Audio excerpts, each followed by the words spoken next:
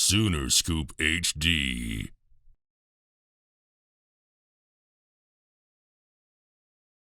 The game tomorrow, an opportunity to kind of bounce back from Saturday. Just what do you see out of Iowa State, and what opportunity is this for you guys?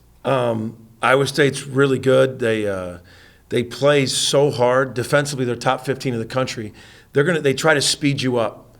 They're going to deny. They're going to scramble. They're going to contest every single shot on defense. They just make it so hard for you to score. They try to speed you and rush you up into turnovers, into contested shots. We got to have great spacing, great ball movement. Offensively, they just cut really hard. Kalsher's a key. They've beaten 3 teams that have won national championships in the last 6 years. All right, North Carolina, Villanova, and Baylor. In all those games, Kalsher's had great numbers. Just an older, tough, physical guy. Grill plays really hard. Schoon's a 5th-year senior. They're old.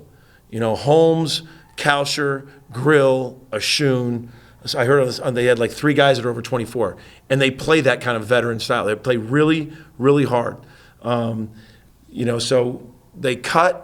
I really liked their freshman point guard, Lipsey.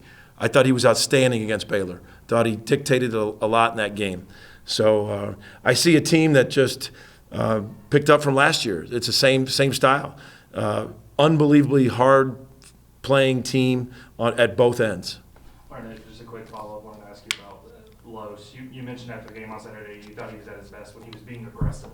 He's got his passing skills, but you like when he's aggressive. Just especially as Big 12 play starts, what's that balance going to be like for him to get his passing, but also look for his own shot? Yeah, he's got to. There's going to be times where they flood the ball so much. We can't. They're the best charge-taking team in the country, in my opinion. All right, so we can't leave our feet. We've worked on passing off of 2 feet, because when you jump pass, they take the charge. Very, very good at it. So we've got to be aggressive, but you also got to understand, I always tell them, information's power, but applying it's success. You got to know they're going to flood trying to take the charge. So you got to stop before it and then skip it before. You got to get rid of it before, but it's really hard. But Los has got to step in and take his shot. I mean, him and Bijan, they're shooting a good percentage. Los stepped in and made that first shot of the game. I loved how he stepped in and took the last shot of the game. I mean, I loved it. It was right on. Just right on back there. It was right there. So I love that he, as a freshman in that kind of game, stepped in with confidence to knock down that shot. So I love that he took it. It was the right shot. I love Grant got a paint touch 3. We got a nice look. But he is at his best when he's more aggressive. We'll go to Bob. Yeah, Porter, when you come off a loss like Saturday, how important is it to just let Tanner, Jalen, Grant sort of be the leadership by example to make sure one loss doesn't turn into 2? Well, every game, leadership is huge with this, but you got to know why. We really dug in on the film. You got to learn from it, then you got to move on. You got to turn the page. Obviously, Soup really disappointed. You play that thing to win it, and whether it's 1 point or 20 points, but 1 point. I mean, there's a possession here, possession there, an offensive rebound there, a miss. We got to find ways to win that game, and it starts with the leaders.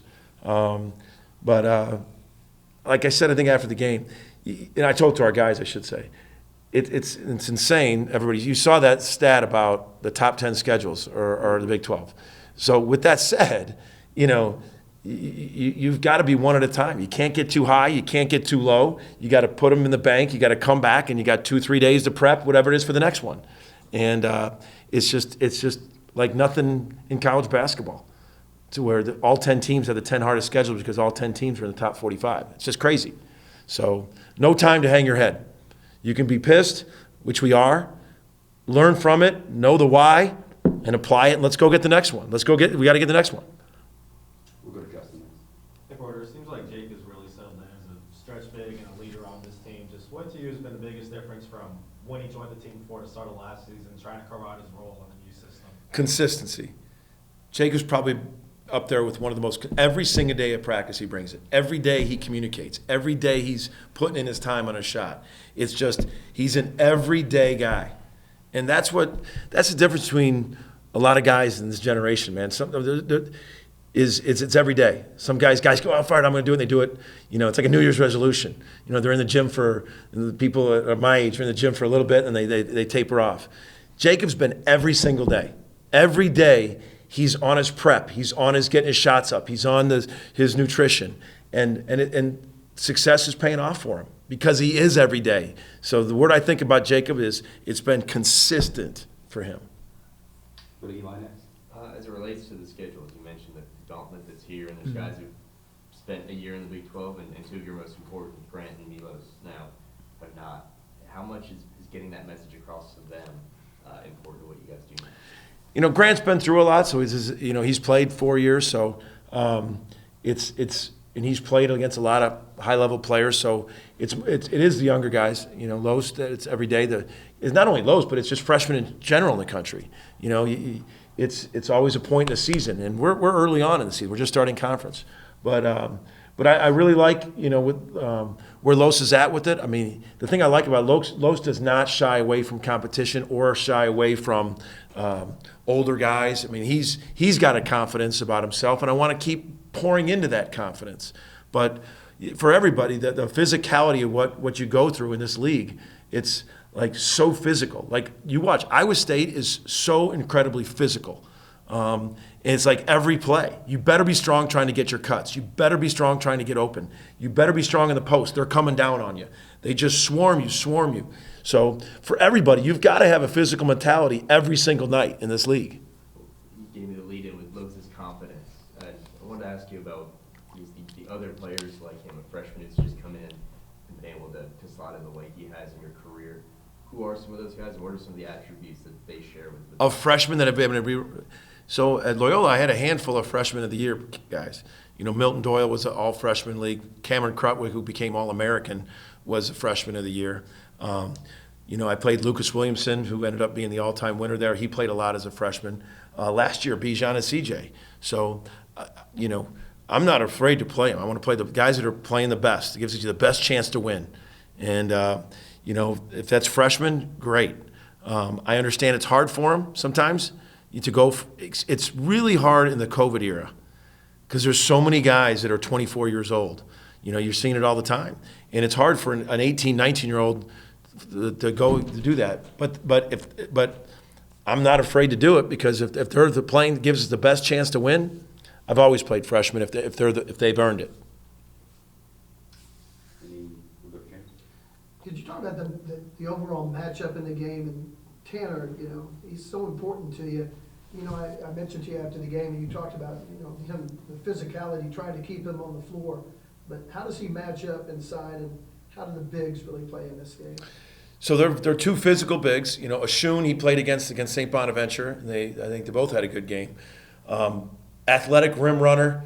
I mean, really got to watch the roll and can't let him get behind you because you can throw it up. Jones is one of the hardest playing bigs in the country. I think they call him the Big Energy. That's what I heard his nickname was.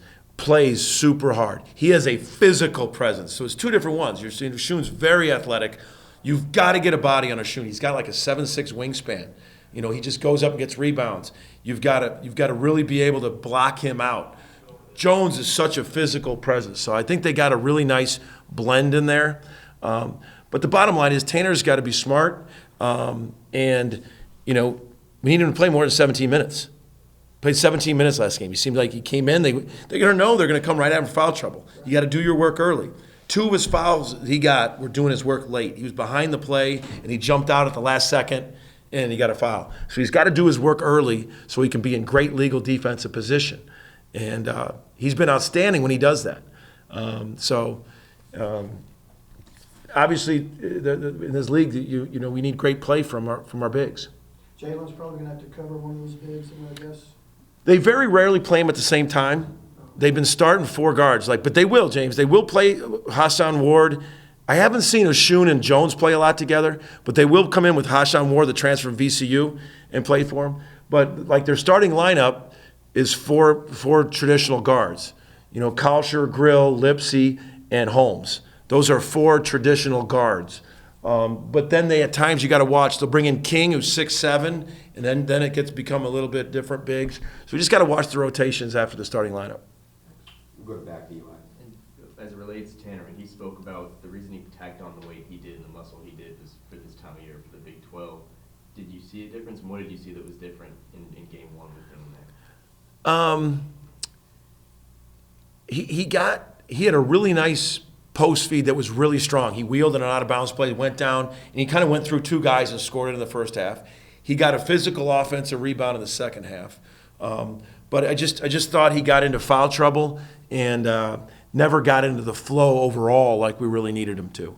Want him to get more touches in there and everything. So they understand, they're going to flood him.